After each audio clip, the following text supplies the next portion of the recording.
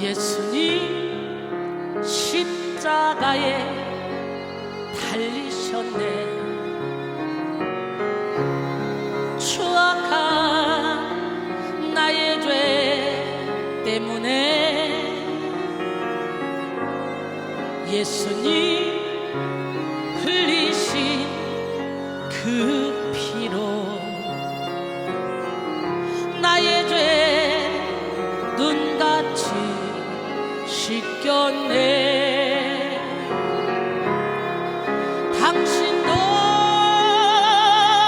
오시어 예수님 품으로 그 모습 그대로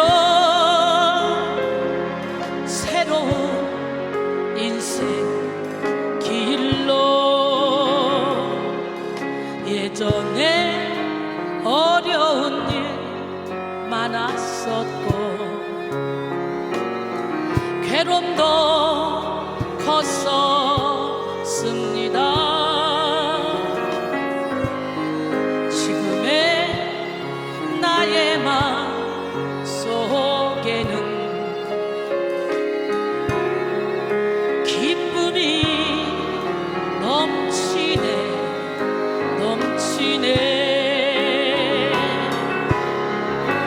당신도 오시어 예수님 품으로 그 모습 그대로 새로운 인생 길로 당신은 무엇을 믿고 가나 무엇을 바라며 사는가. 고달픈 인생의 험한 길을 예수님 내 짐을 지셨네. 당신도 오시어 예수님 품으로 그 모습 그대로 새로운 인생 길로 괴로운 인생길 다 버리고 고통도 괴로움도 버리고 그 모습 그대로 오시오 예수님 그대 집 지셨다오. 당신도 오시어 예수님 품으로 그 모습 그대로 새로운 인생 길로 당신도 이제는 다 알게 되리. 예수님 내 짐을 지심을 기쁨이 넘쳐서 찬양하네. 생명을 주신 주님께 두 손을 드시고 당신도 오시어 예수님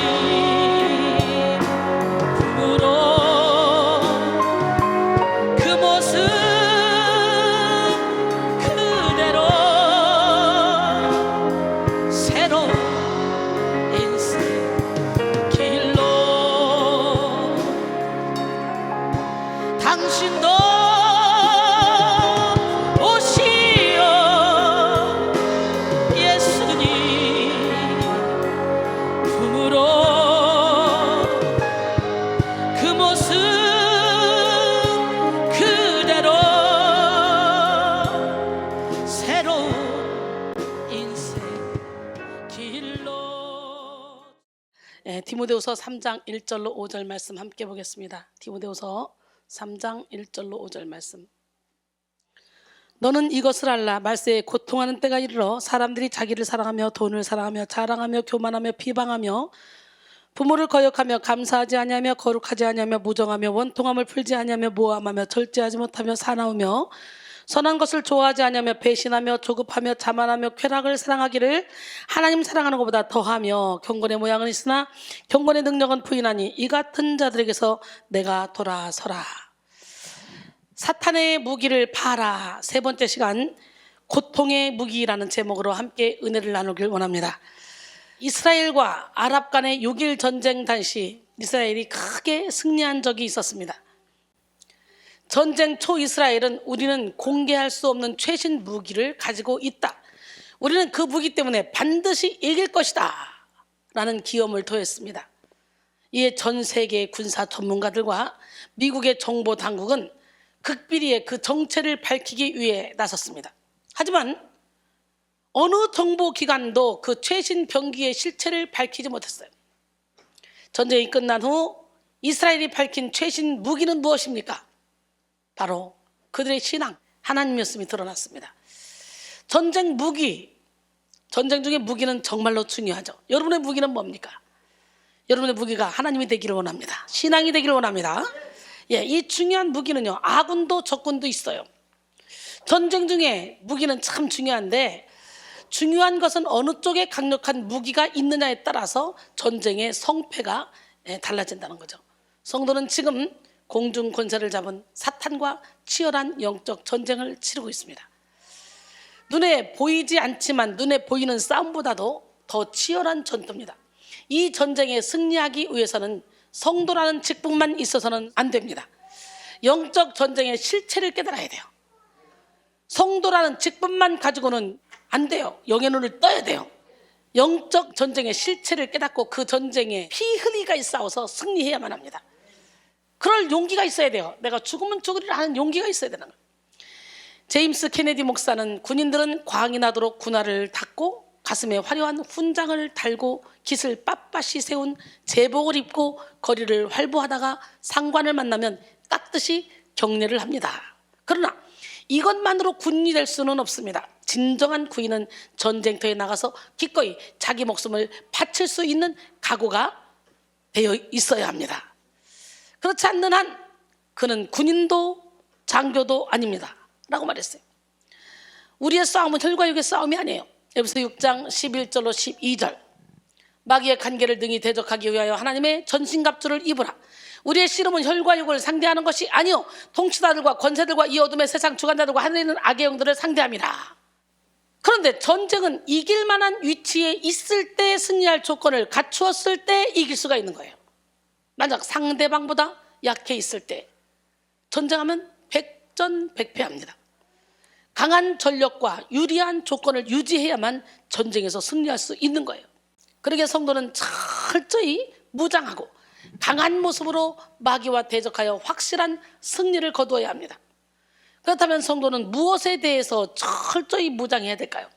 바로 사탄의 무기에 대해서 철저히 무장되어 있어야 돼요. 무기란 싸움이나 전쟁을 할 때 상대방에게 상해를 입히기 위해서 사용하는 도구를 말하는 거죠. 싸울 때 자신이 상대방보다 약해도 무기만 들고 있다면 상대를 어렵지 않게 제압할 수 있죠. 장전된 총을 가지고 있다면 조준하고 방아쇠를 당기기만 하면 그 어떤 강한 자도 죽일 수 있습니다. 그래서 무기는 참 중요한데요, 악한 영의 무기는 너무도 다양합니다. 그 중에 하나가 바로 오늘 말씀을 드리고자 하는 고통의 무기입니다. 우리는 그들의 무기를 피할 수 있는 능력이 필요해요.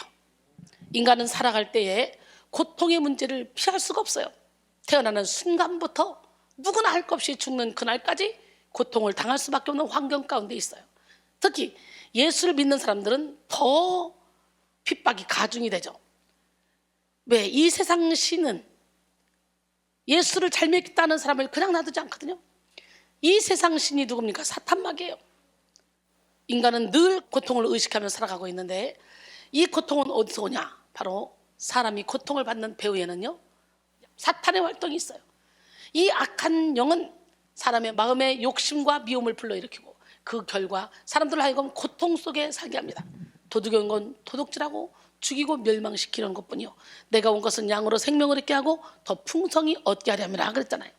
성령이 오셔서 인간을 조장하며 성령의 아름다운 열매를 거두지만 이 악한 자가 사람 속에 들어가면 사람은 온갖 불의와 욕심에 사로잡혀서 자신도 고통받고 다른 사람들에게도 고통을 안겨주게 되는 거죠. 그래서 우리는 성령을 받아야 돼요.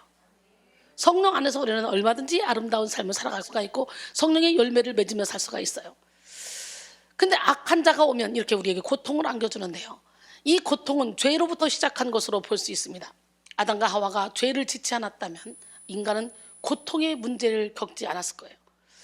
사탄은 고통이라는 무기를 가지고 우리의 육체를 공격하고 우리의 생각을 공격하며 결국 우리의 영을 공격합니다. 실제로 영적 전투에 깊이 들어가면요, 고통의 문제를 가지고 공격하는 사탄으로 인해서 전쟁을 견디지 못하고 중도에 포기하는 사람들이 참 많이 있습니다. 은혜를 받으면 죄가 살아나는데 죄가 살아나서 나갈 때 여러 가지 현상들이 나타나는데 이것을 견디지 못해서 대청소할 때 가만 놔두면 깨끗해 보이지만 대청소한다고 막 털으면 먼지가 자욱한 것처럼 일시적으로 그런 일이 일어나는데 일시적으로 죄가 살아나서 일어나는 그 현상을 견디지 못해서 그냥 포기하고 훈련 안 받겠다, 그런 사람도 있죠. 여러분, 고통하면 바로 떠오르는 인물이 성경 속에 있죠. 누굽니까? 욥. 욥만큼 고통의 무기를 가지고 공격하는 사단에게 시달린 사람도 없을 거예요. 그런데 그것도 하나님이 허락한 거잖아요. 우리 하나님은 살아계신데요, 하나님이 사랑하는 자 욥을 얼마나 칭찬했습니까? 동방의 의인이라고. 정말 천군 천사 앞에서 마귀 앞에서까지도 욥을 칭찬했어요. 그러나 사탄에게 그냥 욥을 던져줬어요. 생명만 해야지 말라고. 그는 하나님을 향한 굳건한 믿음을 가지고 있었기 때문에 고통의 무기로 그의 육체를 공격하는 사단 앞에서도 무너지지 않는 믿음을 나타냈죠. 욥기 1장에서 모든 재산을 몰수 자녀까지 다 데려갔지만 주신이도 여호와시오 취하신이도 여호와시니, 그러면서 원망하지 않죠? 그러더니 욥기 2장에서 또 몸을 쳐보시오. 그러니까 그래, 목숨만 죽이지 말고 쳐봐라. 그래서 몸을 쳤는데도 불구하고 거기서 하나님을 부인하지 않죠. 욥기 2장 7절로 10절, 사단이 이에 여호와 앞에서 물러가서 욥을 쳐서 그의 발바닥에서 정수리까지 종기가 나게 한지라. 욥이 재 가운데 앉아서 질그릇 조각을 가져다가 몸을 긁고 있더니 그의 아내가 그에게 이르되 당신이 그래도 자기의 온전함을 굳게 지키느냐? 하나님을 욕하고 죽으라. 그가 이르되 그대의 말이 한 어리석은 여자의 말과 같도다. 우리가 하나님께 복을 받았은즉 화도 받지 아니하겠느냐 하고 이 모든 일에 욥이 입술로 범죄하지 아니하니라. 여기까지는 100점 합격. 이렇게 착하고 이렇게 믿음 있는 욥을 왜 그렇게 하나님은 사탄에게 던져줬을까요? 욥이 만약에 계속 이와 같은 믿음의 모습을 보였다면 욥기 4장으로 끝났을 겁니다. 길게 갈 필요도 없어요. 참 좋았겠지만 이후에 욥의 친구들이 찾아와서 욥을 지켜보던 가운데 이 자존심을 이기지 못하고 욥기 3장부터는요 욥의 죄악된 본색이 드디어 드러났어요. 하나님은 그 욥의 본색을 드러내기 위해서 욥 자신도 모르는 욥의 의의를 드러내기 위해서 사탄을 붙이신 거예요. 하나님이 욥을 너무너무 사랑하기 때문에 하나님이 사랑하는 자에게 징계를 하시고 사랑하는 자에게 채찍하시는 줄 믿습니다. 사랑하지 않으면 하나님이 건드리지도 않죠. 어차피 마귀의 자녀니까. 그러기에 우리가 예수를 믿으면서 우리에게 다가오는 모든 고난과 환난은 하나님이 우리를 너무 사랑하시기에 우리에게 허락하신 고난이다 생각하면 되는 거예요. 하나님은 드러내어 고치시는 분이에요. 하나님은 어떤 분? 드러내어 고치시는 분. 그러니까 여러분이 은혜를 받으면 받을수록 죄가 살아나고 나는 죽는 역사가 일어나야 돼. 은혜를 받으면 받을수록 내가 죄인 중에 괴수라는 걸 깨달아야 되는 거예요. 욥기 3장 1절로 13절. 그 후에 욥이 입을 열어 자기의 생일을 저주하니라. 여러분, 아담과 하와의 범죄 이후로 죄 중에 태어난 사람이기에 아무리 하나님 보기에 사람 보기에 선을 행했어도 그 밑바닥에, 영혼의 밑바닥에 죄악된 본성이 있었던 거죠. 하나님은 그것까지도 뽑아내시기를 원했어요. 그래서 고난을 허락하신 거예요. 할렐루야.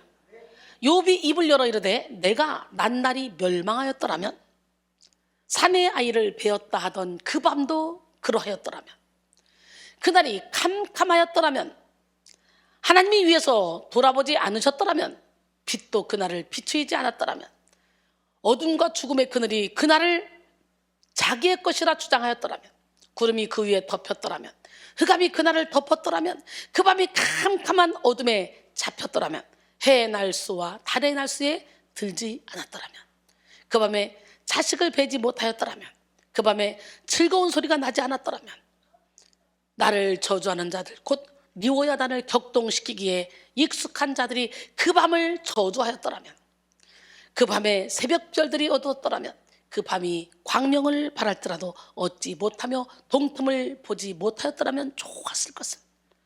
이는 내 모태의 문을 닫지 아니하여 내 눈으로 환난을 보게 하였음이로구나. 어찌하여 내가 태에서 죽어나오지 아니하였던가? 어찌하여 내 어머니가 해산할 때에 내가 숨지지 아니하였던가? 어찌하여 무릎이 나를 받았던가? 어찌하여 내가 젖을 빨았던가? 그렇지 않아 아니하였던들 이제는 내가 평안히 누워서 자고 쉬었을 것이니. 자기의 태어난 날을 저주하며 태어난 것을 저주하고 있죠. 육체의 고통까지는 견딜 수 있었지만 자존심의 고통은 견딜 수 없었던 것이죠.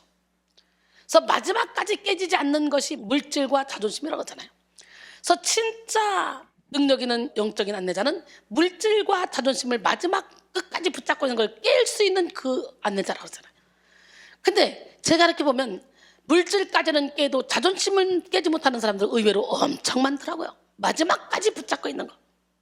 여러분, 우리는 고통의 무기를 가지고 우리의 영혼욕을 공격하는 사탄을 분별하고 더 강력한 성령의 무기를 가지고 사탄을 물리쳐야 될 줄로 믿습니다. 강한 자가 무장을 하고 자기 집을 지킬 때는 그 소유가 안전하되 더 강한 자가 와서 그 믿던 무장을 빼앗고 재물을 나누느니라. 누가복음 11장 21절 22절 말씀인데요. 강한 자는 사탄막이요 더 강한 자는 예수 그리스도인 줄 믿습니다. 예수님을 주인으로 모십시다. 할렐루야. 그래서 하나님은 욥의 무의식 속에 숨겨진 이 더러운 자존심, 자기 의를 드러내어 고치셔서 더 큰 축복을 주시기 위해서 욥을 사탄에게 2번씩이나 붙이신 거예요. 욥기 23장 8절로 10절. 그런데 내가 앞으로 가도 그가 아니 계시고 뒤로 가도 보이지 아니하며 그가 왼쪽에서 일하시나 내가 만날 수 없고 그가 오른쪽으로 돌이키시나 배울 수 없구나. 그러나 내가 가는 길을 그가 아시나니 그가 나를 단련하신 후에는 내가 순금같이 되어 나오리라 그랬어요. 결국 욥은 긴 연단 끝에 깨닫고 회개함으로 갑절의 축복을 받는 승리자가 되었습니다. 욥기 42장 2절로 6절. 주께서는 못하실 일이 없사오며 무슨 계획이든지 못 이루실 것이 없는 줄 아오니 무지한 말로 이치를 가린 자가 누구니까? 내가 깨닫지도 못한 일을 말하였고 스스로 알 수도 없고 헤아리기도 어려운 일을 말하였나이다. 내가 말하겠사오니 주는 들으시고 내가 주께 묻겠사오니 주여 내게 알게 하옵소서. 내가 주께 대하여 귀로 듣기만 하였사오나 이제는 눈으로 주를 배운다이다. 그리고 10절에 보니까 욥이 그의 친구들을 위하여 기도할 때 여호와께서 욥의 곤경을 돌이키시고 여호와께서 욥에게 이전 모든 소유보다 갑절이나 주신지라. 할렐루야. 이렇게 사랑하는 욥의 죄를 깨닫게 하시고 축복을 주신 하나님은 드러내어 고치시는 분이에요. 시편 139편 23절로 24절. 하나님이여 나를 살피사 내 마음을 아시며 나를 시험하사 내 뜻을 아옵소서. 내게 무슨 악한 행위가 있나 보시고 나를 영원한 길로 인도하소서. 할렐루야. 욥의 고통은 하나님이 허락하신 것입니다. 하나님께서 허락하신 고통은 우리를 성숙하게 하고 겸손하게 하고 결국은 축복을 받게 하기 위함이죠. 네, 하나님의 사랑이에요. 히브리서 12장 11절에 보니까 무릇 징계가 당시에는 즐거워 보이지 않고 슬퍼 보이라 후에 그로 말미암아 연단받은 자들은 의와 평강의 열매를 맺는지라 그랬어요. 영국 크리스천 투데이는 하나님께서 우리의 상처나 고통을 사용하셔서 얻게 하시는 3가지 요익에 대해서 다음과 같이 말했어요. 고통은 우리를 보호한다. 우리가 죄에 사로잡혀 있을 때 하나님께서는 더 큰 죄로 인한 해악에서 우리를 보호하시기 위해서 징계를 허락하신다. 슬프게도 많은 이들이 이런 힌트를 얻지 못하고 고통 중에서도 계속 죄를 짓는다. 2번째, 고통은 우리를 성숙하게 한다. 고통을 통해 우리가 성숙해진다는 사실은 이미 잘 알려져 있다. 히브리서 12장 10절에 그들은 잠시 자기의 뜻대로 우리를 징계하였거니와 오직 하나님은 우리의 유익을 위하여 그의 거룩하심에 참여하게 하시느니라고 말씀하신다. 우리의 목표는 하나님의 거룩하심으로 더욱 자라가는 것이다. 비록 우리가 온전히 닮을 수 없다고 할지라도 우리는 더욱 하나님을 닮고자 애쓴다. 가장 최선의 길은 훈련의 고통을 통해서이다 라고 했어요. 그렇습니다. 고통은 우리로 하여금 오로지 하나님만 바라보게 합니다. 고린도서 1장 8절 9절 형제들아 우리가 아시아에서 당한 환난을 너희가 모르기를 원하지 아니하노니 힘에 겹도록 심한 고난을 당하여 살 소망까지 끊어지고 우리는 마치 우리 자신이 사형 선고를 받은 줄 알았으니 이는 우리로 자기를 의지하지 말고 오직 죽은 자를 다시 살리시는 하나님만 의지하게 하심이라 그랬어요. 할렐루야. 또한 고통은 천국에 대한 감사를 더한다. 한 가지 확실한 점은 천국에는 더 이상의 고난이 없다는 것이다. 모든 고통에서 해방될 한날을 바라볼 수 있다. 로마서 8장 18절은 생각하건대 현재의 고난은 장차 우리에게 나타날 영광과 비교할 수 없다고 말씀하고 있다. 현재의 고통은 천국에서 아버지와 함께 영광스러운 삶을 나타낸다 그랬어요. 그렇습니다. 하나님께서 우리에게 고통을 허락하신 것은 너무도 우리를 사랑하시기 때문에 우리에게 큰 유익을 주시기 위함이에요. 시편 119편 67절 71절 보니까 고난 당하기 전에는 내가 그리 생각했으나 이제는 주의 말씀을 지키나이다. 고난 당한 것이 내게 유익이라 이로 말미암아 내가 주의 율례들을 배우게 되었나이다 그랬어요. 베드로전서 2장 19절로 20절 부당하게 고난을 받아도 하나님을 생각함으로 슬픔을 참으면 이는 아름다우나 죄가 있어 매를 맞고 참으면 무슨 칭찬이 있으리요. 그러나 선을 행함으로 고난을 받고 참으면 이는 하나님 앞에 아름다우니라 그랬어요. 그러나 인간이 죄를 지음으로 사탄에게 틈을 내줘서 오는 고통이 있어요. 요한계시서 3장 8절에 죄를 짓는 자는 마귀에게 속한지 마귀는 처음부터 범죄함이라. 하나님의 아들이 나타나신 것은 마귀의 일을 멸하려 하심이라. 여러분 욥은 하나님이 칭찬했죠. 동방의 의인이고 참 하나님을 경외하는 너무너무 착한 사람이라고. 욥은 잔치를 벌리고 나면 혹시라도 자식 중에 가족 중에 누가 하나 범죄했을까 봐 그 사람을 위해서 기도하고 번제를 드리고 제물을 드리고 그랬던 사람이에요. 철저했던 사람이에요. 하나님이 그를 정말 순전하고 온전하고 거룩하게 조금도 부족함이 없는 하나님의 사람으로 만들기 위해서 허락하신 거예요. 그런데 죄를 짓고 받는 고통도 있잖아요. 이 고통은 우리를 죄책감과 수치심, 열등감에 빠뜨립니다. 하나님의 마음에 합했던 다윗을 보십시오. 다윗은 순간의 실수로 밧세바를 범한 죄를 지은 후에 고통으로 인해 괴로워한 적이 있습니다. 시편 32편 1절로 4절 허물의 사함을 받고 자신의 죄가 가려진 자는 복이 있도다. 마음에 간사함이 없고 여호와께 정죄를 당하지 않은 자는 복이 있도다. 내가 입을 열지 아니할 때에 종일 신음함으로 내 뼈가 쇠하였도다. 주의 손이 주야로 나를 누르시오니 내 진액이 빠져서 여름 가뭄에 마름같이 되었나이다 그랬어요. 죄는 우리를 고통스럽게 하고 우리의 심령을 상하게 하고 뼈를 마르게 합니다. 근데 정말 고통스러운 건요 죄로 인한 하나님의 징계죠. 시편 38편 1절로 10절 여호와여 주의 노하심으로 나를 책망하지 마시고 주의 분노하심으로 나를 징계하지 마소서. 주의 화살이 나를 찌르고 주의 손이 나를 심히 누르시나이다. 주의 진노로 말미암아 내 살에 성한 곳이 없사오며 나의 죄로 말미암아 내 뼈에 평안함이 없나이다. 내 죄악이 내 머리에 넘쳐서 무거운 짐 같으니 내가 감당할 수 없나이다. 내 상처가 썩어 악취가 나오니 내가 우매한 까닭이로 쏘이다.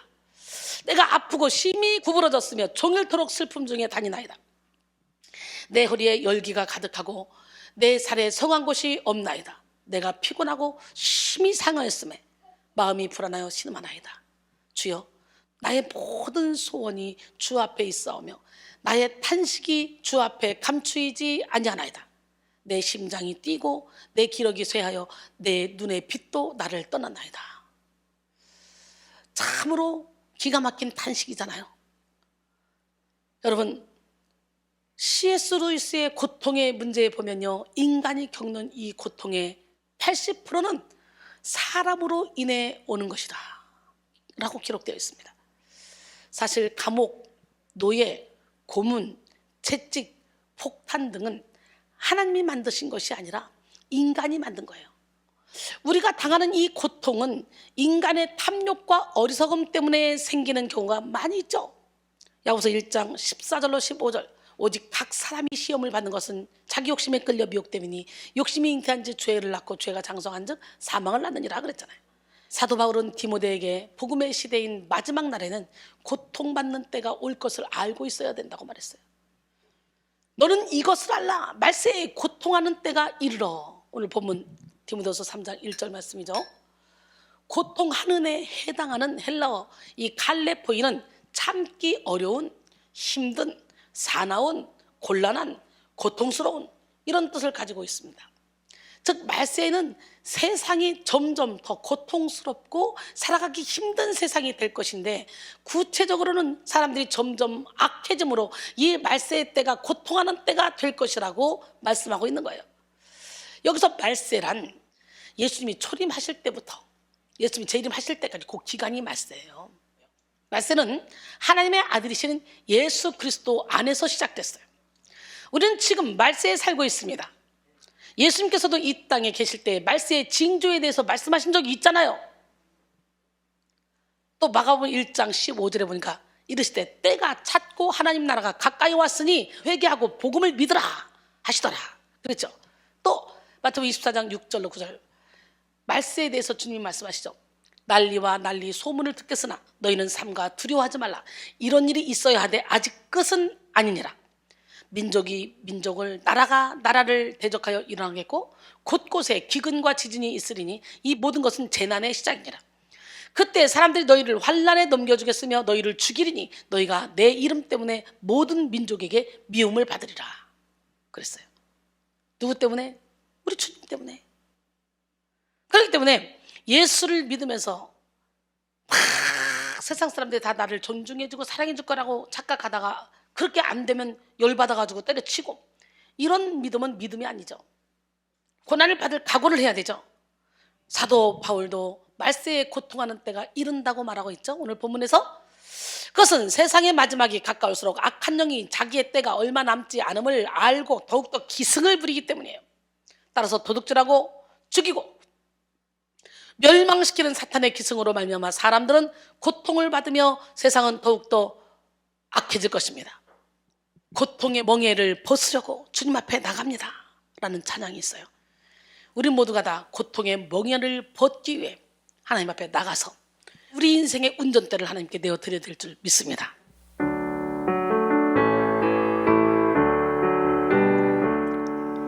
고통의 멍에 벗으려고 예수께로 나갑니다. 자유와 기쁨 베푸시는 주께로 갑니다.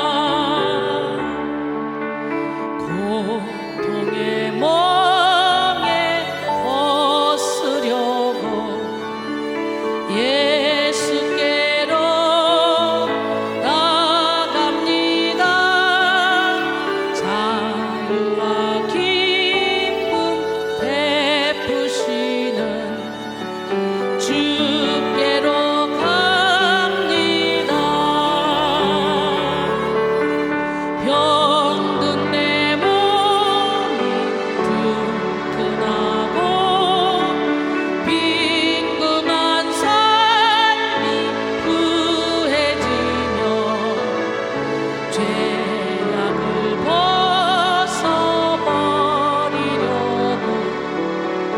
주께로 갑니다. 할렐루야. 오늘 본문은 그 고통하는 때의 사람들의 특징에 대해서 말씀하고 있습니다. 말세에 고통하는 때에 살아가는 사람들은 하나님이 계시지 않은 것처럼 온갖 죄악을 범하며 살아가죠. 우리는 오늘 본문을 통해서 사탄의 무기인 고통을 피하기 위해서 어떻게 해야 하는지 살펴보기를 원합니다. 사탄의 무기인 고통을 피하기 위해서 먼저 자신의 고통에만 집중하게 하는 자기애에서 벗어나야 돼요. 오늘 디모데서 3장 2절 본문이죠. 사람들이 자기를 사랑하며 돈을 사랑하며 말세에 고통하는 때가 이르러, 그리고 먼저 자기를 사랑하며 돈을 사랑하며, 자랑하며 교만하며 비방하며 부모를 거역하며 감사하지 아니하며 거룩하지 아니하며 등등 쫙 나오죠. 본문은 고통하는 때의 특징을 첫 번째로 뭐라 그랬어요? 자기를 사랑하며 라고 말하고 있습니다. 말세가 되면 사람들은요, 특히 자기를 사랑하게 돼요. 또 자기 가족만 사랑하게 돼요. 아주 이기적으로 돼요. 가족을 사랑하는 것도 자기를 사랑하기 때문에 그래요. 자기가 펼쳐보지 못한 걸 자식을 통해 펼쳐보고자 또 너무 집착을 하기도 하죠. 이거 다 죄입니다.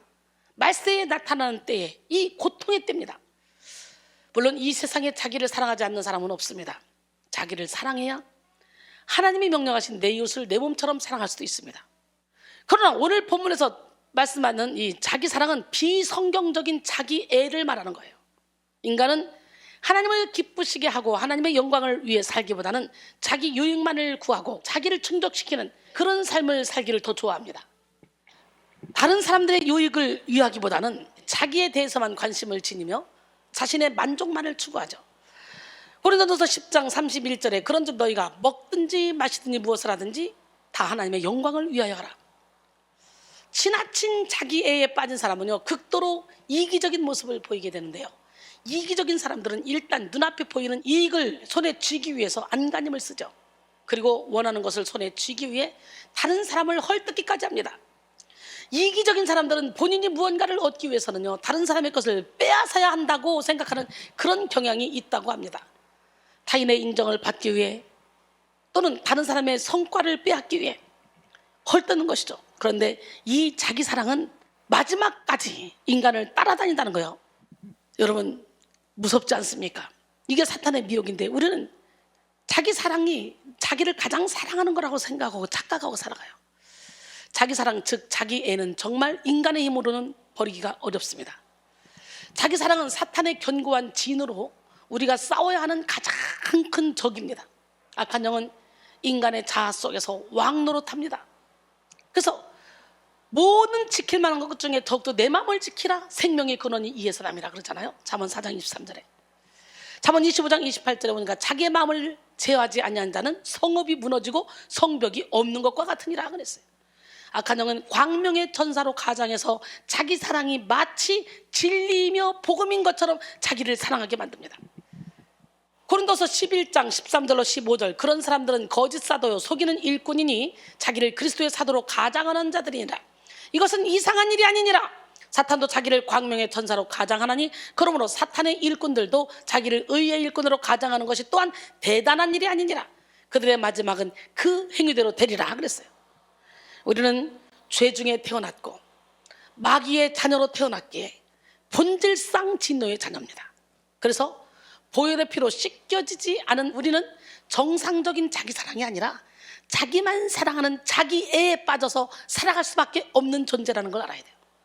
에베소 2장 2절로 3절, 그때에 너희는 그 가운데서 행하여 이 세상 풍조를 따르고 공중의 권세자부자를 따랐으니 곧 지금 불순종의 아들들 가운데 역사하는 영이라. 전에는 우리도 다 그 가운데서 우리 육체의 욕심을 따라 지내며 육체와 마음이 원하는 것을 하여 다른 이들과 같이 본질상 진노의 자녀였더니. 인류 최초 살인사건은 가인이 동생 아벨을 죽인 일이었습니다. 왜 죽였어요? 자기가 더 사랑받아야 되고 자기가 최고가 되어야 되는데 하나님은 자신의 제물은 받지 않으시고 오히려 야단을 치시고 아벨을 최고라고 인정해 주셨는 거예요. 하나님이 경고하셨음에도 불구하고 극단적으로 동생을 죽이는 역사가 일어나죠. 최초의 살인이죠.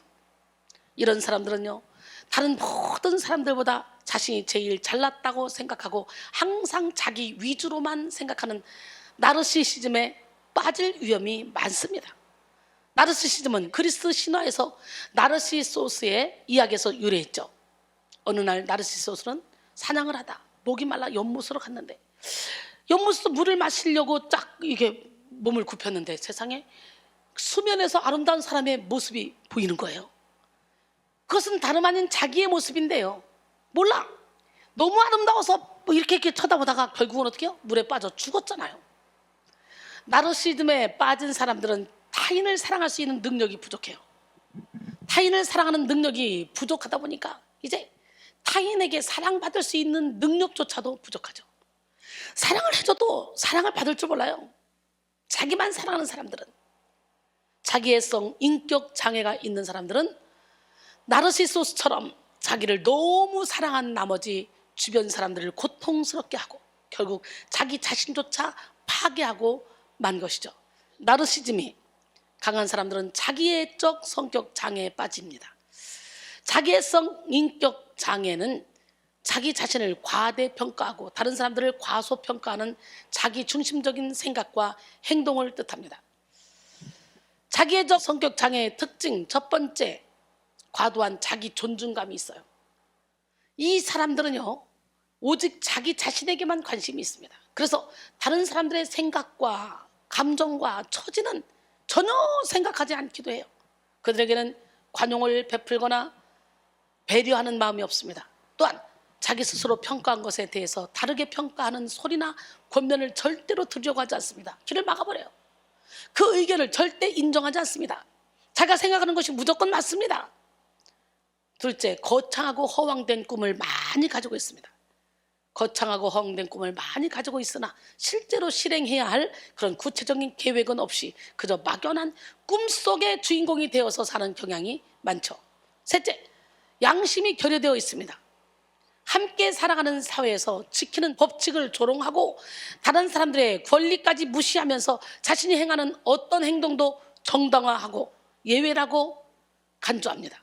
즉 무법주의자라고 할 수 있는데요, 자기 자신에게만 몰두해 있어서 율법 위에 자신을 두고 살아가므로 초법주의자라고도 말할 수 있습니다. 다섯 번째, 타인을 이용합니다. 그들은 자신이 특별 대우받는 것을 당연하게 생각하기 때문에 다른 사람들을 이용합니다. 그래서 주위 사람들이 자기에게 특혜를 베풀지 않으면 분노하죠. 하지만 자신은 다른 사람들을 하찮게 여기고 배려하지 않고 이용만 하는 이중적인 태도를 보이기도 합니다. 여섯째, 하나님을 이용하기도 합니다. 그들은 하나님께도 특별 대우받기를 원합니다. 그들에게는 하나님조차도 자기를 돋보이기 위한 수단에 불과하기 때문이죠. 하나님께로부터 받은 은혜도 자기를 치장하고 자기가 얼마나 대단한 사람인지 자랑하려는 수단으로 이용한다는 거예요. 여러분은 어때요? 이 6가지의 자기애성 성격 장애 안에서 여러분의 모습을 발견하지는 않으셨습니까? 아마 자신이 자기애성 성격 장애 판정을 받지 않았어도 자기 중심적인 증상들은 여러분에게도 한 가지씩은 있을 것입니다. 그런데 우리가 반드시 알아야 할 것은요, 자기애를 끊임없이 일으키는 존재가 뭐냐? 바로 사탄마귀라는 거예요. 자기애성 성격 장애가 있는 사람은 교회 안에서 문제를 일으키는 경우가 참 많습니다. 성도는 하나님을 위해 살아가야 되는데요, 이런 성도는요, 자신이 중심되어야 된다는 생각을 갖죠. 교회에서 신앙생활 할 때도 하나님께 인정받기보다는 보이는 사람에게 인정을 받아야 한다는 생각이 깔려 있는 거죠. 그들은 사람들에게 칭찬받고 인정받기를 원합니다. 인정받지 못한다는 생각이 들면 내가 한 것을 왜 몰라주는 거야? 나만 일하는 것 같네. 꼭 왜 꼭 이 일을 내가 다 해야 돼? 봉급도 안 받는데. 이런 생각을 하며 쉽게 시험에 빠지기도 하죠. 이런 사람들은 교회뿐만 아니라 사회에서도 적응하지 못하고 문제를 일으키는 경우가 많습니다. 우리는 어떤 일을 하든지 하나님의 영광을 위해서 해야 되고 하나님을 기쁘시게 하는 삶을 살아야 돼요. 갈라디아서 1장 10절에 이제 내가 사람들에게 좋게 하랴 하나님께 좋게 하랴 사람들에게 기쁨을 구하랴, 내가 지금까지 사람들에게 기쁨을 구하였다면 그리스도의 종이 아니니라 그랬어요. 악한 영은 사람이 자기 애에 빠지고 자기 감정에 집중할 때 그 영혼을 사로잡을 수 있다는 것을 잘 알고 있습니다. 그래서 악한 영은 강력한 자기 애를 불러 일으킵니다. 악한 영은 네가 얼마나 억울한지 생각해봐. 세상에는 아무도 널 이해할 수 있는 사람이 없어. 더 이상 참지 말고 원수 갚아. 이런 생각을 끊임없이 일으킵니다. 그러다가 최후로 하는 말은 이제 아무도 널 사랑하지 않아. 아무것도 더 할 수 없어. 너는 이제 그만 내 삶을 끝내버려. 이렇게 속삭여요. 근데요, 심한 자기에 빠진 사람들은 이 사탄의 말을 뿌리치지 못하고 자살하는 경우도 많이 있습니다. 자살하는 사람들은 거의 다가 이 사탄의 속삭임으로 인해 자살하는 거지 정상으로 자살하겠어요? 여러분, 자기에 빠지는 만큼 우리는 사탄의 밥이 되며 하나님과의 관계에서 멀어지고 고통만 더하게 된다는 거 알아야 돼요. 그러므로 우리는 자기애가 사탄의 중요한 무기이며 사탄의 유혹인 것을 깨닫고 지나친 자기 사랑을 내려놔야 돼. 자기 고통에만 집중하는 자기 연민을 내려놓는 지혜로운 성도들이 되기를 원합니다. 이 세상에서 자기가 가장 불쌍하다고 여기는 마음인 자기 연민을 내려놓지 못하면 우리는 절대로 고통에서 벗어날 수가 없습니다. 자기 연민은 자기 합리화 행동으로 이어져서 문제를 일으키는데요. 오늘 너무 힘들었으니 나에게 선물을 줘야 해 라며 밤늦도록 과식하고 과음을 하거나 고생한 나를 위로하기 위해 사치를 부리기도 합니다. 고생한 나를 위로하는 거라고 합리화를 해보지만 이런 행동은 건강을 해칠 뿐이에요. 돈만 날릴 뿐이에요. 자꾸 자기 연민에 빠지면 빠질수록 우리는 어떻게 해야 돼요? 빠지지 말고 바로 십자가를 붙잡아야 돼. 예수님은 내가 당해야 될 이 십자가를 대신 지시고 고통당하셨지만 원망하거나 불평하지 않으셨어요. 자기 연민에 빠져서 슬퍼하시지도 않았어요. 십자가를 지실 때에도 온통 자신이 아닌 하나님을 생각하셨고 자신을 못 박는 사람들을 끝까지 사랑하시고 용서하셨습니다. 할렐루야. 누가복음 23장 34절 보니까 이에 예수께서 이르시되 아버지 저들을 사하여 주옵소서. 자기들이 하는 것을 알지 못함이니이다 하시더라. 그들이 그의 옷을 나누어 제비 뽑을세. 그랬어요. 우리는 자기애를 버리고 자기를 부인해야 마귀로부터 벗어날 수 있어요. 죽어가면서도 그들을 용서하시는 주님.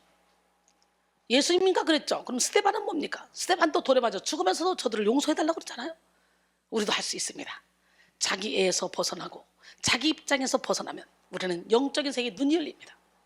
영적인 세계에 눈이 열리면 그동안 자신이 얼마나 자기에게 묶여있고 자녀에게 묶여있고 남편에게 묶여있고 아내에게 묶여있고 물질에 묶여있고 건강에 묶여있어서 얼마나 자신만의 감옥 속에 갇혀있었는지 깨닫게 되는 거예요. 진리를 할지 진리가 너희를 자유롭게 하리라 그랬잖아요. 오늘 여러분 스스로 묶여있다면 빨리 다 풀어내시기 바랍니다. 자기 사랑을 내려놓지 않으면 평생 사탄에게 묶이고 자기 자신에게 묶여 사는 삶을 살게 됩니다. 그리고 이런 자기 사랑은 필연적으로 자신의 생존에 필요한 수단인 돈을 사랑하는 대로 연결이 되죠. 그래서 본문도 사람들이 자기를 사랑하며 돈을 사랑하며 라고 연속해 말하고 있어요. 그래서 돈을 사랑하는 탐욕은 고통의 때를 나타내는 또 다른 요인이 됩니다. 자기 사랑과 물질에 대한 사랑은 이 시대의 우상입니다. 오늘 이거 다 내려놓읍시다. 하나님과 재물, 하나님과 세상 겸하여 섬길 수 없다고 마태복음 6장 24절은 말씀하시죠. 또한 말세를 예언하는 성경의 성취입니다. 사랑하는 성도 여러분, 예수를 믿는다는 것은 유아독존, 뭐예요? 세상에서 자기만 달랐다고 뽐내는 태도를 유아독존이라 그러죠. 유아독존적 자기애가 아닙니다. 예수 그리스도를 통해 자신이 죽고 새로운 생명으로 거듭나는 것을 믿음입니다. 그래서 사도 바울은 날마다 죽는다고 고백하죠. 고통에서 벗어나 진정한 자유를 누리기 위해서는요, 나 중심의 의식에서 벗어나 하나님 중심의 의식으로 바뀌어야 됩니다. 나 중심의 삶이 타인 중심의 삶으로 전환되어야 됩니다. 자아를 내려놓을 때 사탄의 무기인 고통을 이겨낼 수가 있습니다. 오늘도 나는 죽고 예수로 사는 삶을 통해 고통에서 벗어나 자유를 누릴 수 있기를 소원합니다. 갈라디아서 2장 20절에 내가 그리스도와 함께 십자가에 못 박혔나니 그런즉 이제는 내가 사는 것이 아니요 오직 내 안에 그리스도께서 사시는 것이라. 이제 내가 육체 가운데 사는 것은 나를 사랑하사 나를 위하여 자기 자신을 버리신 하나님의 아들을 믿는 믿음 안에서 사는 것이라 그랬어요. 할렐루야. 사탄의 무기인 고통을 피하기 위해서 두 번째 고통을 일으키는 내 안의 죄의 속성을 발견하고 죄와 피 흘리기까지 싸워야 돼. 사실 고통의 원인은 죄에 있어요. 죄. 전쟁, 질병, 사고, 재난 등은 사람의 죄로 인해 일어나는 것입니다. 가정에서 일어나는 크고 작은 고통의 원인도 죄입니다. 죄의 문제를 해결받지 못하면 고통의 문제를 해결할 수 없습니다. 죄는 사람의 삶에 치명적인 영향을 끼칩니다. 죄의 영향력은 파괴적이에요. 죄는 우리의 삶에 교묘하고 광범위하고 아주 다양하게 영향을 끼칩니다. 그런데 이 죄가 없는 사람은 없어요. 그래서 이 세상의 고통은 더욱더 심해지는 것입니다. 로마서 3장 10절 기록된 바 의인 없나니 하나도 없으며 11절 깨닫는 자도 없고 하나님을 찾는 자도 없고 다 치우쳐 함께 무익하게 되고 선을 행하는 자는 없나니 하나도 없도다. 그래놓고 23절에 보니까 모든 사람이 죄를 범하였음에 하나님의 영광에 이르지 못하더니 그랬어요. 오늘 본문은 인간 안에 죄에 대해서 열거하고 있습니다. 아까 말씀드린 자기 사랑과 돈에 대한 사랑과 더불어 고통하는 때에 일어나는 죄의 특징은 이렇습니다. 2절 이하에 사람들이 자기를 사랑하며 돈을 사랑하며 자랑하며 교만하며 비방하며 부모를 거역하며 감사하지 아니하며 거룩하지 아니하며 무정하며 원통함을 풀지 아니하며 모함하며 절제하지 못하며 사나우며 선한 것을 좋아하지 않으며 배신하며 조급하며 자만하며 쾌락을 사랑하는 것을 하나님 사랑하면서 더하며 오늘 저는 이것을 쫙 풀어서 짤막짤막하게 설명을 해보려고 해요. 첫 번째 자기를 사랑하며 돈을 사랑하며 그 다음에 뭐죠? 시작 자랑하며 자랑하면은 개역 한글로 자긍하며로 번역되어 있는데요. 문자적으로 뽐내면서 뛰어다니는 것, 곧 공연한 거칠애를 의미하며 로마서 1장 30절에서는 자랑하는 자로 번역되었습니다. 이것은 썩어질 세상의 아름다움과 물질과 명예, 인기를 쉬지 않고 떠벌리며 자신을 드러내는 것을 말합니다. 성경은 허탄한 자랑은 악한 것이라고 말씀했어요. 야고보서 4장 16절에 이제도 너희가 허탄한 자랑을 하니 그러한 자랑은 다 악한 것이라. 고린도서 1장 26절 29절 형제들아 너희를 부르심을 보라. 육체를 따라 지혜로운 자가 많지 아니하며 능한 자가 많지 아니하며 문벌 좋은 자가 많지 아니하도다. 그러나 하나님께서 세상에 미련한 것들을 택하사 지혜 있는 자들을 부끄럽게 하려 하시고 세상에 약한 것들을 택하사 강한 것들을 부끄럽게 하려 하시며 하나님께서 세상에 천한 것들과 멸시받는 것들과 없는 것들을 택하사 있는 것들을 폐하려 하시나니 이는 아무 육체도 하나님 앞에서 자랑하지 못하게 하려 하심이라. 고린도서 10장 17절 자랑하는 자는 주 안에서 자랑할지니라 그랬어요. 우리가 자랑할 거 아무것도 없어요. 예수님 한 분밖에 없어요. 우린 자랑해도 주 안에서 자랑해야 돼. 그 다음에 두 번째 뭐였어요? 교만하며 그랬죠. 교만하면은 문자적으로 지나치게 과장하는 것을 나타냅니다. 교만이라는 것은 자기 자리에서 벗어나 높아지려는 마음이에요. 사탄은 교만하며 자기 자리에서 벗어나 하나님이 되려고 했고 하와 역시 사탄에게 속아 교만해서 자기 자리에서 벗어나 높은 자리에 있으려고 했습니다. 하지만 교만의 끝은 멸망이라는 걸 알아야 돼요. 베드로전서 5장 5절 보니까 젊은 자들아 이와 같이 장로들에게 순종하고 다 서로 겸손으로 허리를 동이라. 하나님은 교만한 자를 대적하시되 겸손한 자들에게 은혜를 주신다 그랬어요. 야고보서 4장 6절도 보니까 그러나 더욱 큰 은혜를 주시나니 그러므로 일렀을 때 하나님이 교만한 자를 물리치시고 겸손한 자에게 은혜를 주신다 했느니라. 그 다음에는 비방하며로 번역된 블라스페오이는 바울이 과거에 자신의 모습을 묘사하는 데 사용한 표현입니다. 디모데전서 1장 13절에 내가 전에는 비방자요 박해자요 폭행자였으나 도리어 긍휼을 입은 것은 내가 믿지 아니할 때에 알지 못하고 행하였습니다. 그랬어요. 이것은 문자적으로 신성 모독을 뜻하는데요. 하나님과 자신의 이웃들을 무시하고 조롱하며 모욕하는 것을 가리킵니다. 그리고 다음에는 부모를 거역하며 이 거역한다는 것은 순종의 반대말이죠.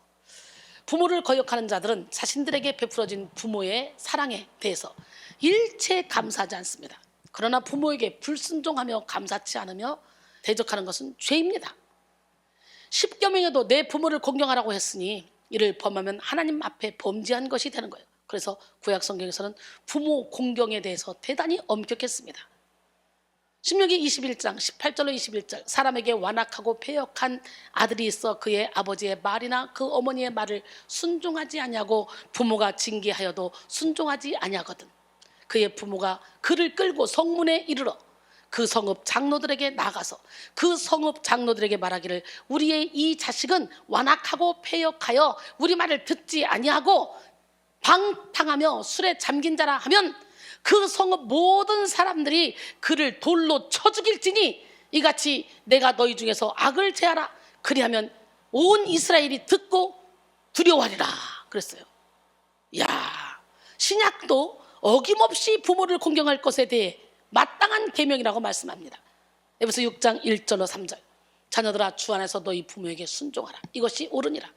내 아버지와 어머니를 공경하라. 이것이 약속이 있는 첫 계명이니 이로써 내가 잘되고 땅에서 장수하리라 그랬어요. 참 감사하죠. 제가요 우리 자녀들만 생각하면 가슴이 멍하고 가슴이 너무 아파요. 왜냐하면 우리 큰아들은 세상에 대학교를 다니고 대학원을 졸업할 때 졸업 연주할 때 이렇게 주인공이 돼서 연주를 하고 학교에서 돈을 몇 천만 원 들여서 큰 행사를 했는데도 나는 거기를 갈 수가 없었어요. 가려고 맘먹으면 왜 못 가? 그런데 미국 선교 간다, 캐나다 선교 간다 그러면서 하나님의 일이 제일 우선이었어요. 그래서 항상 이 마음의 한켠에는 하나님의 일을 위해서 모든 걸 바쳤지만 한켠에는 자식들 보면 생각만 해도 눈물이 울컥, 말만 해도 막 여기까지 울컥. 우리 막내 아들 세상에 초등학교 6학년 때 운동회 제가 옛날에 얘기한 적 있잖아요. 운동회를 한 번도 간 적이 없어요. 할머니가 가 있어. 할머니. 우리 신랑이 그래요. 내가 그날따라 캐나다에서 와가지고 대구에 있는데 자기야 오늘이 성민이 운동회 날이야. 마지막 운동회네. 근데 왜 자기 안 갔어? 뭘 가? 작은 엄마하고 할머니가 갔는데 정신 차려! 마지막 운동회인데 세상에 한 번이라도 가야지. 엄마 아빠 너무했다. 나야 바빠서 그랬지만 자기도 너무했다. 너무 심한 거 아니야? 지금 빨리 가. 다 끝났을걸. 끝났어도 가. 한 번이라도 봐야 될 거 아니야. 나 올라가는 길이니까. 그러고 막 차를 막 밟아서 올라왔어요. 내가 갔더니 세상에 다리를 동동동 구르며 소리를 버럭버럭 지르며 얘들아 우리 가족 다 모였다. 다 모였다. 우리 가족 다 모였다. 우리 엄마 오셨다. 이러는 거예요. 난 그때요 가슴이 얼마나 미어지게 아픈지 지금도 저는 그 생각하면 미어지게 아픈데 그러면서 엄마 나 3등 했는데 저 아줌마가 잘못해서 4등 찍어줬어. 얘들아 맞지 아빠도 봤지. 아빠도 달리기 할 때만 본 거야. 가서 아빠도 봤지 이렇게 만족하며 자족하며 기뻐할 수가 없어요. 그래가지고 내가 어머 너는 3등을 했으면 그럼 아줌마한테 가서 나 3등 했어요. 다 봤어요. 증인 있어요. 이거 다시 찍어주세요. 해야지. 에이 그래봤다 공책 몇 건인데 뭘 중요해요. 3등 했다는 것이 중요한 거죠. 아니 어른도 그런 어른이 없어요. 큰아들이 엄마 우리는요 충분했어요. 부족함이 없었어요. 송민아 그렇지 않냐? 근데 왜 엄마는 자꾸 우리한테 못 해줬다고 그렇게 가슴 아파하세요. 우리는 충분해요. 전혀 부족함이 없이 우리는 자랐어요. 그러니까 성미가 그렇지. 그런데 가족여행 갈 때는 조금 부럽긴 했어. 예, 이렇게 얘기하더라고요. 이야 세상에 그 중요한 시간에 한 번도 뭐 태우러 가고 태워오고 뭘 해본 적이 없습니다. 아빠는 아빠대로 사업에 바빠서 거기에 몰두했고 엄마는 엄마대로 하나님 일한다고 이러고 돌아다니고 그러니까 아예 그냥 자기들 주어진 그 환경에서 자족하며 살고 그거에 상처를 받지 않고 만족하며 살았어요. 그러니까 내가 막 가슴이 아파서 내가 막 하면 엄마는 왜 맨날 그런 말을 하냐고. 그런 말 하지 말라고. 우리는 너무너무 잘 자랐다고. 너무 감사하지 않아요? 나는 하나님의 일만 할 테니까 하나님은 우리 자녀들 키워주시고 내 일 해주세요. 그랬더니 나는 자식들 생각하면 하나도 요마저도 해준 게 없는데 우리 자녀들은 충분히 사랑을 받았다고 감사하다고 그러면서 엄마도 힘들게 사역하느라고 엄마도 많이 힘들었잖아. 그러면서 이런 대화를 하게 됐어요. 우리 두 아들이 감사하며 살고 있더라고요. 말세에 되면 감사하지 아니하며 그러잖아요. 부모를 거역하며 감사하지 않으며 이 감사하지 않으며 감사하지 않는다는 것은 은혜를 모른다는 뜻입니다. 감사하지 아니하면은 원어로 아카리스토스라고 하는데요. 이건 뭡니까? 오늘 본문과 또 누가복음 6장 35절에서 은혜를 모르는 자를 표현할 때 사용됐습니다. 누가복음 6장 35절에 오직 너희는 원수를 사랑하고 선대하며 아무것도 바라지 말고 구워주라. 그리하면 너희 상이 클 것이요 또 지극히 높으신 이의 아들이 되리니 그는 은혜를 모르는 자와 악한 자에게도 인자하시니라 그랬어요. 시편 100편 4절 감사함으로 그의 문에 들어가며 찬송함으로 그의 궁정에 들어가서 그에게 감사하며 그의 이름을 송축할지어다. 거룩하지 아니하면 하나님께서 확립해 놓으신 신성을 귀하게 여기지 않고 하나님의 주권과 영광을 무시하는 것을 의미합니다. 즉 하나님을 두려워하지 않고 무시하는 자는 제멋대로 죄를 짓고 거룩하지 않는 삶을 살게 됩니다. 고린도전서 3장 16절로 17절, 너희는 너희가 하나님의 성전인 것과 하나님의 성령이 너희 안에 계시는 것을 알지 못하느냐? 누구든지 하나님의 성전을 더럽히면 하나님이 그 사람을 멸하시리라. 하나님의 성전은 거룩하니 너희도 그러하니라 그랬어요. 오늘 여러분 모두가 여러분의 마음의 성전을 거룩하게 만들기 원해요. 할렐루야. 신실하게 거룩하게 살기를 원합니다. 그 다음에 무정하며, 정이 없다는 거죠. 문자적 의미로는 애정을 가지고 소중히 여겨야 될 대상에게 그렇지 못한 것을 의미하는 거예요. 말세를 사는 사람들은요, 가장 가까운 사람에게 당연히 있어야 될 본능적인 사랑도 하지 못합니다. 부모와 자녀 간에도 애정이 없고 부부 간에도 애정이 없다면 무정한 사람이에요. 거짓과 쾌락에 깊이 물든 사람들의 보편적 특징은 무정한 것입니다. 그 다음에 원통함을 풀지 아니하며, 어떤 일이 원만하게 풀려나가지 않게 됨으로 인해 앙심을 품은 상태를 의미합니다. 앙심을 품은 사람은요, 상대가 용서를 빌어도 용서하지 않아요. 복수심이 강하며 복수를 즐깁니다. 마음에 독이 많고 시기가 항상 그 마음에서 떠나지 않습니다. 근데요, 시기는 뭡니까? 야고보서 3장 14절로 16절 보니까, 그러나 너희 마음속에 독한 시기와 다툼이 있으면 자랑하지 말라. 진리를 거슬러 거짓말하지 말라. 이런 지혜는 위로부터 내려온 것이 아니요 땅의 것이요 정욕의 것이요 귀신의 것이니 시기와 다툼이 있는 곳에는 혼란과 모든 악한 일이 있음이라 그랬어요. 오늘 시기 질투를 버리시고 다툼을 버리시고 용서하기를 원합니다. 고린도서 2장 10절로 11절, 너희가 무슨 일이든지 누구를 용서하면 나도 그리하고, 내가 만일 용서한 일이 있으면 용서한 그것은 너희를 위해 그리스도 앞에서 한 것이니 이는 우리로 사탄에게 속지 않게 하려 함이라. 우리는 그 계책을 알지 못하는 바가 아니로라 그랬어요. 용서하지 못하는 건 사탄에게 속는 거야. 앙심을 품는 거 사탄에게 속는 거야. 나를 죽이는 거야. 미움은 살인이야.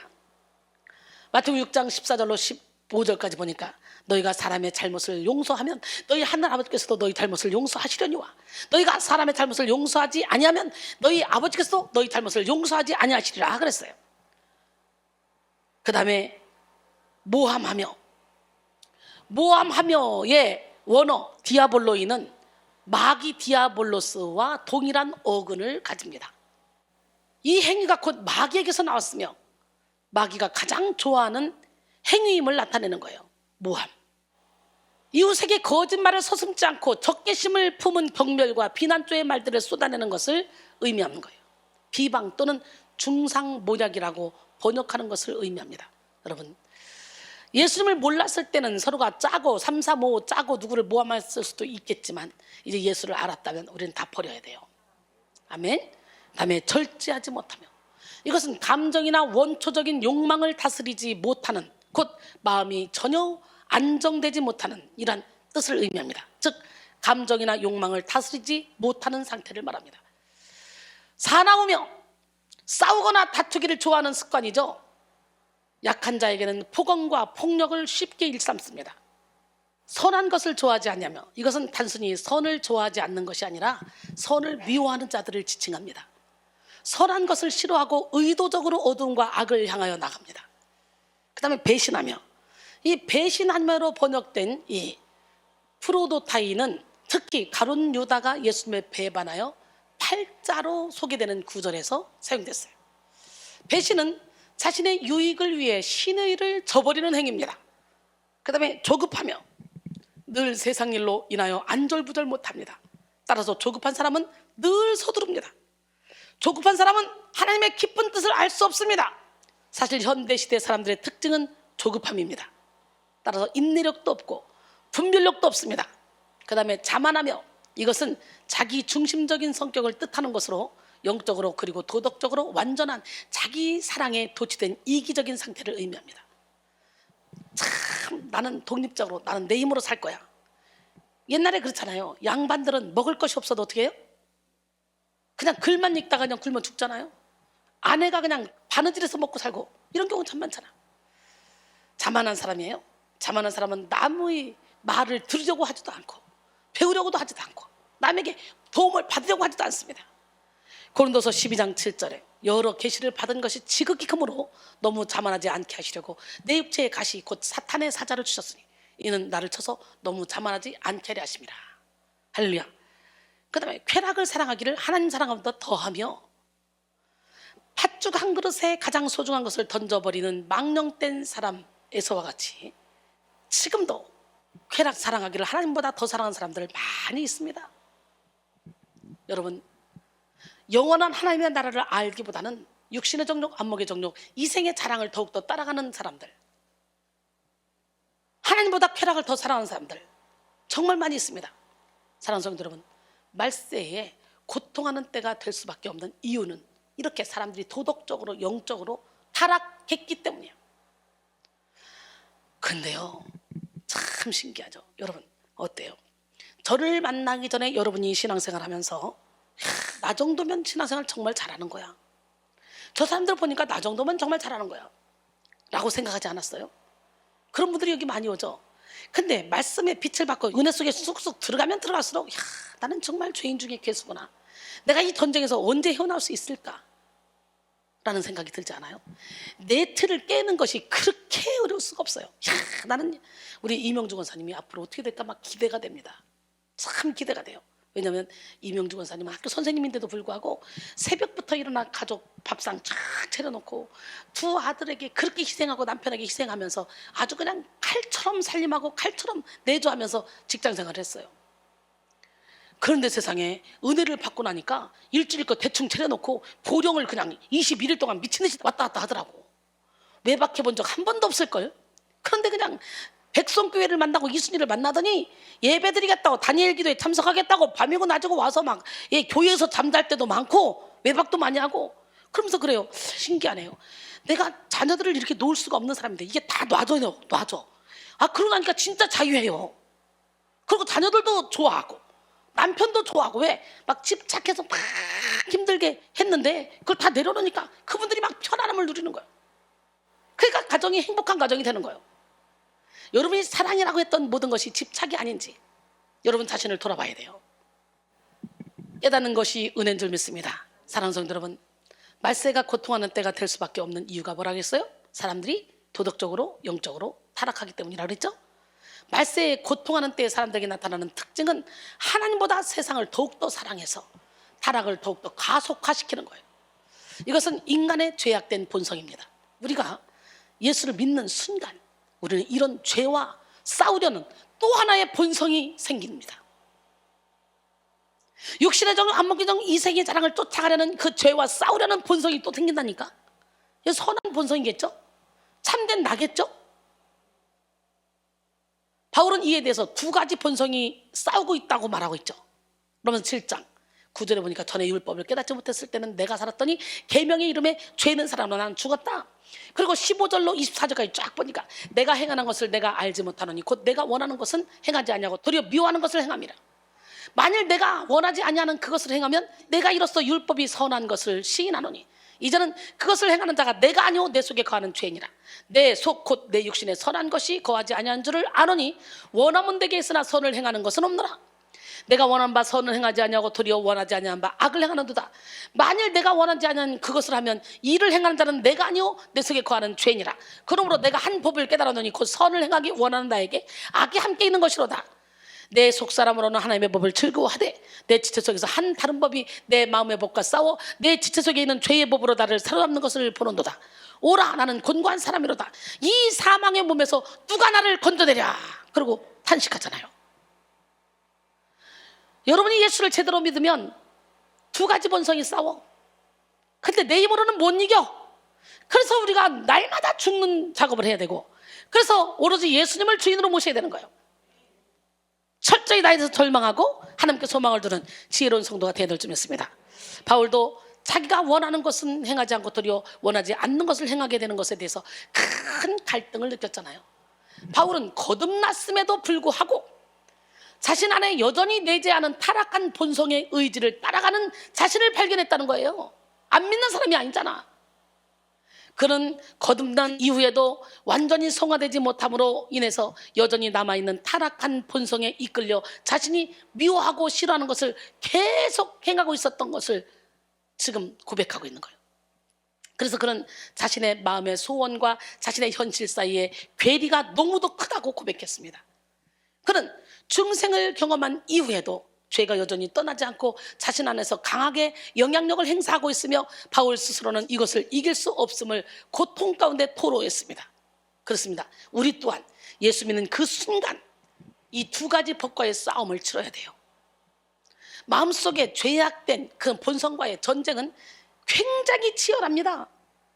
그러니까 하나님의 일을 게을리한 자는 저주를 받을 것이요, 자기 칼을 금하여 피를 흘리지 않은 자도 저주를 받을 것이다.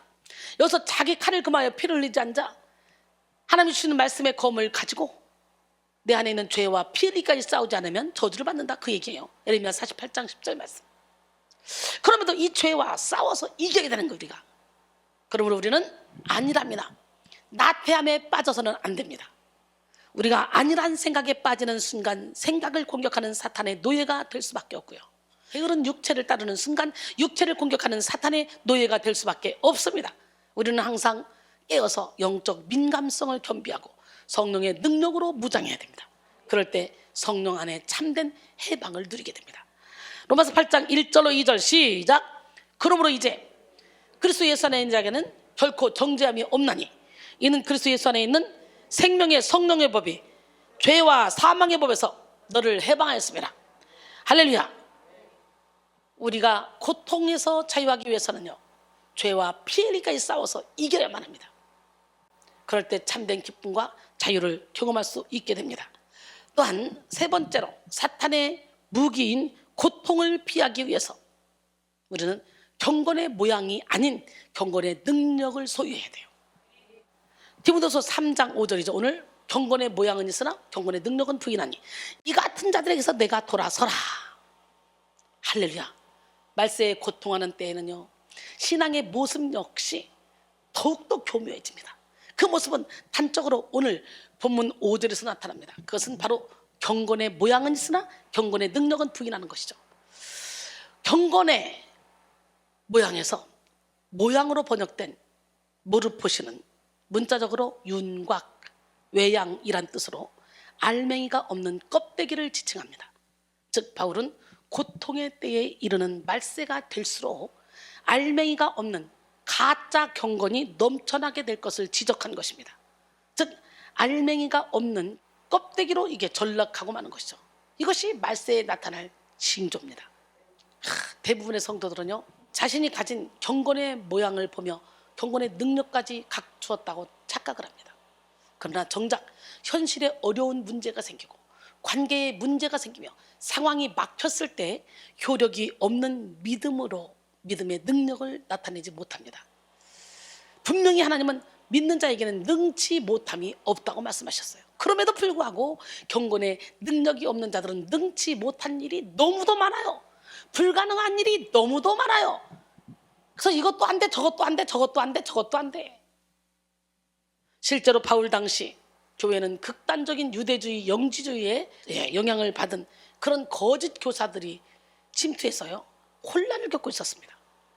그 중에는 교회 안으로 들어와 예배도 드리고 함께 교제를 하는 사람들도 있었어요.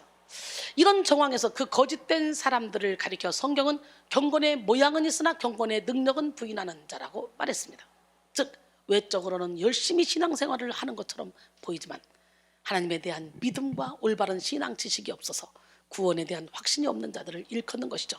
성경은 이 같은 자들에게서 돌아서라고 말하고 있어요. 오늘날 너무도 많은 사람들이 경건의 모양만 있지 경건의 능력을 부인하는 사람들이 많습니다. 참으로 안타깝죠. 교회 안에서 가장 위험한 존재는 다름 아닌 경건을 위장한 알맹이 없는 껍데기 같은 신앙인입니다. 이런 사람은 겉모양은 화려하지만 그 속은 회칠한 무덤처럼 생명력 없는 껍데기와 같습니다. 국민일보 2017년 7월 19일 교회 안에서 중생 없이 교회학교 교사도 하고 훌륭한 설교자도 할 수 있습니다 라는 글이 나왔는데요. 왜 이런 일이 있습니까? 모태신앙을 가졌으니 당연히 중생한 그리스도인으로 생각합니다. 그러나 하나님의 은혜는 혈통을 따라 흐르지 않습니다. 또 어떤 경건한 인물의 제자가 되어 경건의 모양만 받아들이는 사람도 있습니다. 사람과의 관계 때문에 경건의 모양을 취하는 경우도 있습니다. 신실한 아내를 따라 교회에 나오는 남편도 있습니다. 어떤 사람은 천부적 종교성을 갖고 있기도 합니다. 좋은 평판을 얻기 위해 혹은 정치, 경제적 이익을 위해 경건의 모양을 가질 수도 있습니다. 그러나 이들이 경건의 모양은 갖고 있을지언정 그 능력은 부인합니다. 경건의 능력이란 하나님과 그리스도입니다. 그리스도의 십자가가 능력입니다. 그리스도의 피를 통해 임하는 성령님이 그 능력입니다. 이 능력으로 죄사함을 받아 구원을 얻고 하나님과 교제하고 하나님을 사랑하며 하나님을 섬깁니다 라는 글입니다. 전교인 사역자와 전교인 선교사와 전교인 능력자와 할렐루야 전교인 치료자와 여러분 모두가 다 갑절의 능력을 받기로 합니다. 지혜의 말씀, 지식의 말씀, 믿음의 은사, 병 고치는 은사, 능력 행함의 은사, 예언함의 은사, 영들 분별하는 은사, 각종 방언 은사, 방언들 통역하는 은사 다 받으시기 원합니다. 그리고 사랑이라 화평, 인내, 자비양선, 충성, 온유, 절제의 열매를 아주 주렁주렁 맺히는 기적의 주인공들이 되기를 원합니다. 여러분의 신앙 상태는 어떻습니까? 경건의 모양만 있는 자는 마지막 때에 오는 고통을 이겨낼 수가 없어요. 마지막 때가 되면 핍박과 환난이 더 심해질 것입니다. 그런데 능력 없는 그리스도인은 이런 고통의 때에 금방 넘어집니다. 이런 어려움을 극복하기 위해서는 경건의 능력이 있어야 돼요. 초대교회 때 보세요. 초대교회 때는요, 순교할 각오로 회당에 모여서 예배를 드리잖아요. 능력 있는 자가 되어 어떤 고통에도 이겨낼 수 있는 강한 그리스도인이 되어야 될 줄로 믿습니다. 근데 이 경건의 능력이란 저절로 주어지는 것이 아니에요. 디모데전서 4장 7절 망령되고 허탄한 신화를 버리고 경건에 이르도록 내 자신을 연단하라 그랬어요. 경건이란 거룩한 예수 그리스도의 성품을 닮아가는 것입니다. 즉 경건이란 하나님을 닮아가는 성화의 과정이며 또 우리가 최종적으로 도달해야 될 성결의 목표이기도 합니다. 이런 경건의 능력을 소유하기 위해 우리는 반드시 훈련되어져야 합니다. 예수를 영접하여 구원을 얻는 믿음을 소유했다면 이제 더 큰 성결의 꿈을 품고 나 자신을 연단시켜 나가는 지혜로운 성도가 되기를 원합니다. 경건의 능력을 소유하는 가장 중요한 방법은 바로 예배 드리는 거예요. 예배.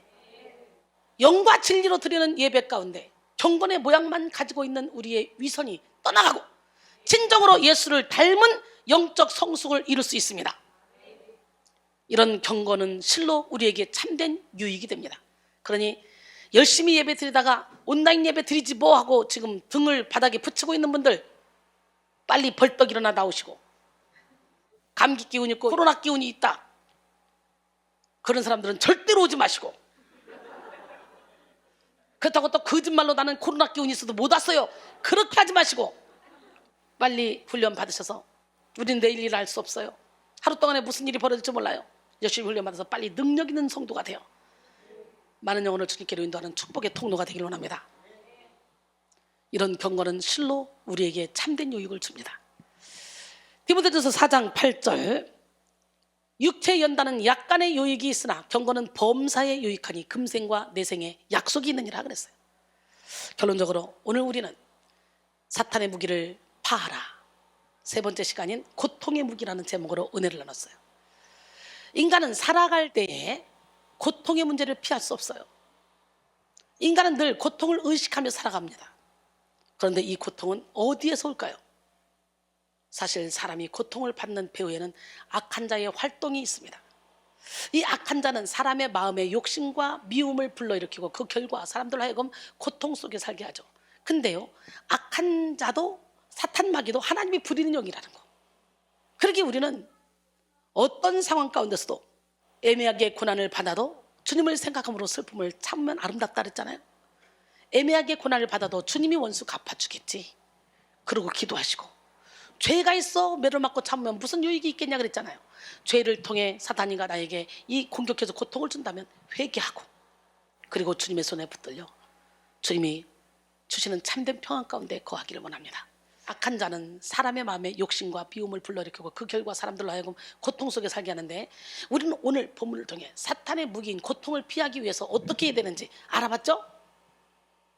자신의 고통에만 집중하게 하는 자기애에서 벗어나야 되고, 고통을 일으키는 내 안의 죄를 발견하고 죄와 피 흘리기까지 싸워야 되고, 죄를 발견하기 위해서는 말씀의 거울에 비춰봐야 되는 거예요. 그 다음에 경건의 모양이 아닌 경건의 능력 있는 자로 변화되어야 되는 거예요. 오늘 말씀을 통해 사탄의 무기인 고통을 이겨내고 진리의 자유를 누리는 기적의 주인공들이 되기를 주님의 이름으로 축원합니다. 예수님 십자가에 달리셨네. 왜? 추악한 나의 죄 때문에. 예수님 십자가에 달리셨네. 함께 찬양합니다.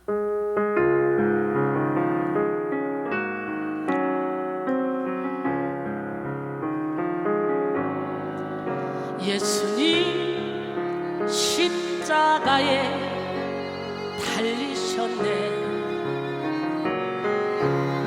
추악한 나의 죄 때문에 예수님 흘리신 그 피로 나의 죄 눈같이 씻겼네. 당신도 오시어 예수님 품으로 그 모습 그대로 새로운 인생 길로 예전에 어려운 일 많았었고 괴로움도 컸었습니다.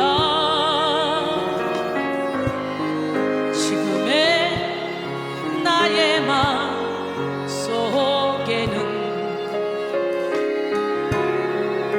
기쁨이 넘치네.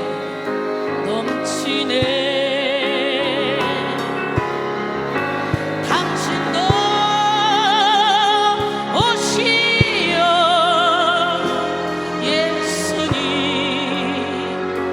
품으로 그 모습 그대로 새로운 인생 길로 당신은 무엇을 믿고 가나 무엇을 바라며 사는가. 고달픈 인생의 험한 길을 예수님 내 짐을 지셨네. 당신도 오시어 예수님 품으로 그 모습 그대로 새로운 인생 길로 괴로운 인생길 다 버리고 고통도 괴로움도 버리고 그 모습 그대로 오시오 예수님 그대 집 지셨다오. 당신도 오시어 예수님 품으로 그 모습 그대로 새로운 인생 길로 당신도 이제는 다 알게 되리. 예수님 내 짐을 지심을 기쁨이 넘쳐서 찬양하네. 생명을